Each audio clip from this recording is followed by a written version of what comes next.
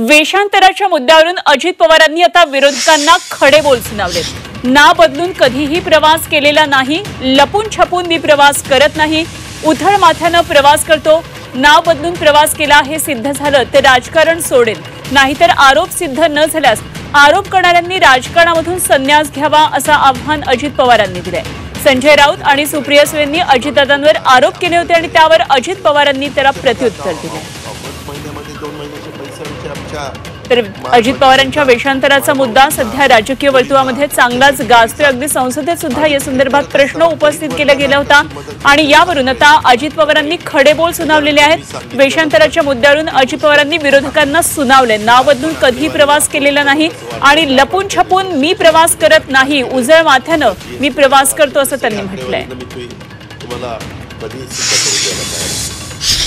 सकाळचा 9चा भोंगा लागतो, त्यांनी पण अजित पवारांनी असं केलं। अरे काय केलं?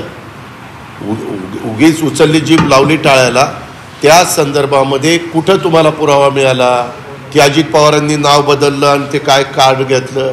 मी तेव्हा विरोधी पक्ष नेता होतो, मला समाज ओळखतो, मी कुठेही गेलो तरी असं काही आणि काही कोण म्हणलं मिशाच लावल्या होत्या आणि टोपीच घातली होती आणि काय ते मास्कच लावलेलं होतं, साफ चुकीचं आहे।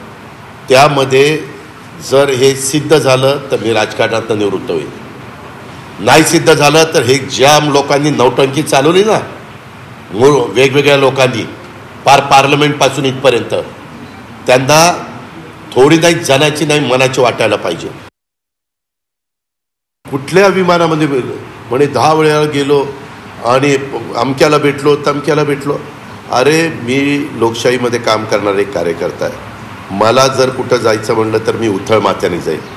माझे आव्हान आहे ना, संसदेला आव्हान आहे, ते पाहावं तपासावं आणि जे खरं असेल तर अजित पवार राजकारणात बाजूला जाईल, खरं नसेल तर ज्यांनी संसदेमध्ये कुठलाही पुरावा नसताना कुठलाही काही खरी माहिती जाणून न घेता जे आरोप केलेले त्यांनी राजकारणात संन्यास घ्यावा।